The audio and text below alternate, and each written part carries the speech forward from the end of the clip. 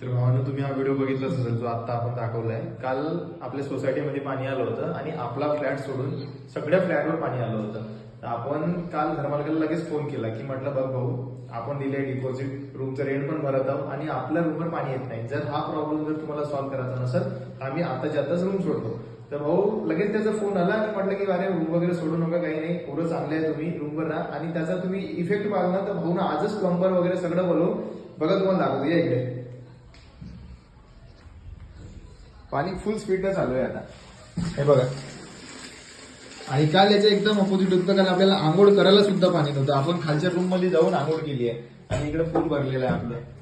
तर असा विषय झाला काल. आणि आता त्याच्यामुळे आपण रूम सोडण्याचा निर्णय मागे घेतलाय आणि बघू आता कंटिन्यू करून. जर पुन्हा आज आलाय तर उद्या जर पुन्हा असं झालं तर भाऊ आपण रूम साईडले बॅकअप म्हणून बघून ठेवले, लगेच आपण शिफ्ट करून टाकू. जय महाराष्ट्र.